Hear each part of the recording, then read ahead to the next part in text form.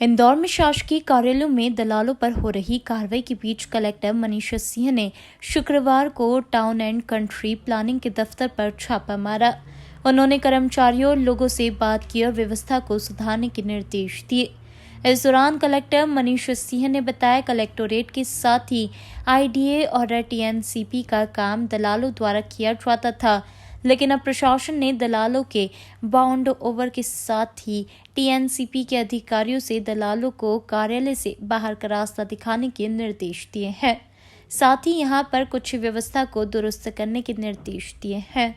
एक आम जनता के हित में जो काम हो सकते हैं, सरकारी डिपार्टमेंट की ड्यूटी रहती है कि आम जनता अप्लाई करे एप्लीकेशंस को, और जो भी नियम प्रक्रिया है उसकी फॉर्मेलिटी पूरी करती है, तो उसमें तत्काल सरकारी लोगों की जिम्मेदारी है कि उनके हित में काम करें।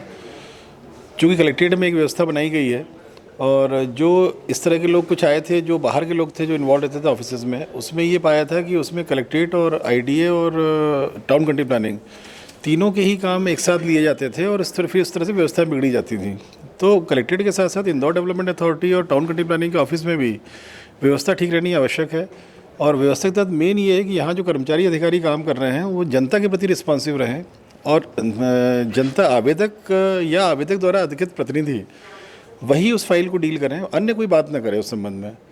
तो इसके लिए चर्चा करने आए थे। एक काम कर रहे हैं लोग यहाँ के, अच्छा एक हौसला भी बढ़ाना था लोगों को और समझाना भी था कि कैसे किस पॉइंट्स पे अपने को ध्यान देना है कि आम जनता का काम जल्दी हो। सुझाव में मुख्यतः ये था कि कौन कौन से आर्किटेक्ट्स हैं जिनसे गाइडेंस मिल सकता है एप्लीकेंट को, वो इंदौर की वेबसाइट में डाला जाए टीसीपी वाली। और दूसरा, क्या प्रोसेस फ्लो रहेगी। एक आम आदमी है, कोई एरिया में लेआउट अप्रूव कराना है उसको, अगर वो किसी भी आर्किटेक्ट या किसी अन्य के पास नहीं जाना चाहता है तो प्रक्रिया करेगी, उसका एक पूरा यहाँ पर बोर्ड में डिटेल रहना चाहिए जिसको पढ़ के आम जनता समझ सके। उसमें कई समय से व्यवस्था बिगड़ी हुई थी, अब सुधर गई है और सुधरेगी। कोई भी दलाल इस तरह से कोई यहाँ सक्रिय नहीं रह पाएगा, दबाव नहीं बना पाएगा। दबाव बनाएंगे तो हम लोग जमानती वारंट जारी करके बॉन्ड ओवर करेंगे, उसके बाद भी नहीं समझेंगे तो जेल भेजेंगे।